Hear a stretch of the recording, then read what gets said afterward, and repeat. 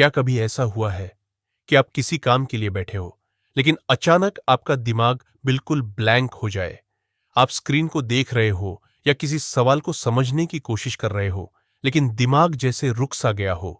ना कोई आइडिया आता है, ना कोई सॉल्यूशन मिलता है। ऐसा लगता है जैसे दिमाग अचानक फ्रीज हो गया हो। इसी स्थिति को अक्सर ब्रेन फ्रीज या ब्रेन फॉग कहा जाता है।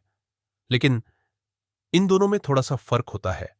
ब्रेन फ्रीज एक टेम्परेरी सिचुएशन होती है। इसमें अचानक कुछ सेकंड या मिनट के लिए दिमाग सोचना बंद कर देता है। जैसे कि मान लीजिए आप किसी मीटिंग में हैं और आपको कुछ बोलना है, लेकिन जैसे ही आपकी बारी आती है, आपका दिमाग ब्लैंक हो जाता है। आपको पता होता है कि आपको क्या कहना है, लेकिन उस मोमेंट पर आपको कुछ भी याद नहीं आता। इसे कहते हैं ब्रेन फ्रीज। एक और एग्जाम्पल समझिए। कई स्टूडेंट्स एग्जाम में बैठते हैं, उन्हें आंसर आता भी होता है, लेकिन क्वेश्चन पेपर देखते ही दिमाग अचानक ब्लैंक हो जाता है। यह भी ब्रेन फ्रीज की ही स्थिति है।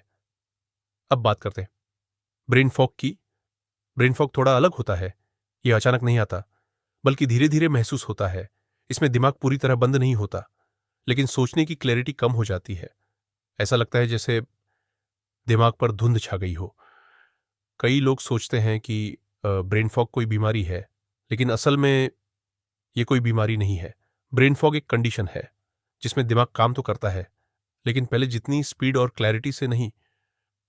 मतलब आप सोच तो रहे होते हैं, लेकिन साफ और तेजी से सोच नहीं पाते। ब्रेन फॉग में अक्सर ऐसा महसूस होता है कि ध्यान कंसंट्रेट नहीं हो रहा। सिंपल चीजें भी समझने में समय लग रहा है। चीजें जल्दी भूलने लगते हैं और दिमाग भारी भारी सा लगता है। मान लीजिए आप कोई किताब पढ़ रहे हैं, आपने एक पूरा पेज पढ़ लिया, लेकिन कुछ सेकंड बाद ही आपको याद नहीं रहता कि आपने पढ़ा क्या था। या फिर आप कोई काम करने के लिए उठते हैं, लेकिन कमरे में पहुंचते ही भूल जाते हैं कि आप यहां आए क्यों थे। ये सब ब्रेन फॉग के कॉमन एग्जाम्पल्स है। आज के समय में ब्रेन फॉग पहले से ज्यादा कॉमन हो गया है, क्योंकि हमारा दिमाग लगातार इंफॉर्मेशन, स्ट्रेस और स्क्रीन टाइम से घिरा रहता है। मोबाइल नोटिफिकेशंस, सोशल मीडिया, काम का प्रेशर और कम नींद, ये सब मिलकर दिमाग को इतना ओवरलोड कर देते हैं कि उसकी प्रोसेसिंग स्लो हो जाती है। और तब हमें महसूस होता है कि दिमाग पहले जितना क्लियर नहीं रहा।